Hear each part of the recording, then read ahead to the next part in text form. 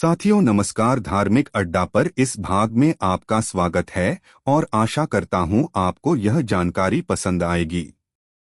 रामचरितमानस की 2 चौपाई से जानें कि किस इंसान से भूलकर भी बात नहीं करना चाहिए। तुलसीदास कृत रामचरितमानस में एक दोहा और एक चौपाई ऐसी है जो हमें यह बताती है कि किस तरह के इंसान से बात नहीं करना चाहिए। यदि आप बात करेंगे तो समय बर्बाद करने के साथ ही मुसीबत में भी फंस सकते हो। यह दोहा और चौपाई प्रभु श्री राम के मुख से उद्धृत हुआ है। आओ जानते हैं कि कौन है वे इंसान और कौन सी हैं वे बातें। दोहा। लक्ष्मण बान सरासन आनु, सोशौ बारिधि बिसिख कृसानु, सठ सन बिनय कुटिल सन प्रीति, सहज कृपन सन सुंदर नीति। एक सुंदरकांड। अर्थ। हे लक्ष्मण, धनुष बाण लाओ, मैं अग्निबाण से समुद्र को सोख डालूं। मूर्ख से विनय, कुटिल के साथ प्रीति, स्वाभाविक ही कंजूस से सुंदर नीति, उदारता का उपदेश। एक भावार्थ। प्रभु श्री राम कहते हैं कि मूर्ख से विनयपूर्वक बात नहीं करना चाहिए। कोई भी मूर्ख व्यक्ति दूसरों की प्रार्थना को समझता नहीं है, क्योंकि वह जड़ बुद्धि होता है।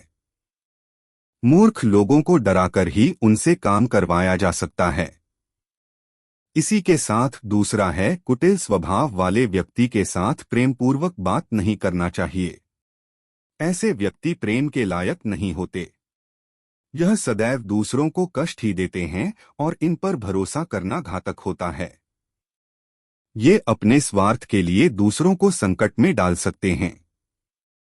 अत कुटिल व्यक्ति से प्रेम पूर्वक बात नहीं करनी चाहिए। तीसरा है, कंजूस से सुंदर नीति अर्थात उदारता या उपदेश से काम नहीं चलता है। वह धन का लालची होता है। अत उससे किसी की मदद या दान की अपेक्षा नहीं करना चाहिए। कंजूस से ऐसी बात करने पर हमारा ही समय व्यर्थ होगा। चौपाई। ममता रत सन ज्ञान कहानी, अति लोभी सन बिरती बखानी, क्रोधी ही सम कामी ही हरि कथा, उसर 20 बय फल जथा। 2 सुंदरकांड।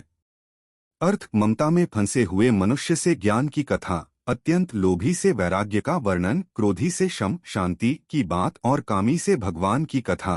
इनका वैसा ही फल होता है जैसा उसर में 20 बोने से होता है, अर्थात उसर में 20 बोने की भांति यह सब व्यर्थ जाता है। 2 श्री राम कहते हैं, ममता में फंसे हुए व्यक्ति से कभी भी ज्ञान की बात न करें। वह कभी भी सत्य और असत्य में भेद नहीं कर पाता है। ममता के कारण वह खुद का और दूसरों का भी नुकसान कर बैठता है। इसी तरह अति लोभी व्यक्ति के समक्ष त्याग या वैराग्य की महिमा का वर्णन करना व्यर्थ है। ऐसे लोग कभी भी त्यागी या वैरागी नहीं बन सकते हैं। इसी तरह जिस व्यक्ति को हर समय क्रोध आता रहता है, उससे शांति की बातें करना व्यर्थ है। वह क्रोध या आवेश में सब कुछ भूल जाता है। क्रोध के आवेश में व्यक्ति अच्छी बुरी बातों में भेद नहीं कर पाता है। फिर अंत में कामी व्यक्ति होता है।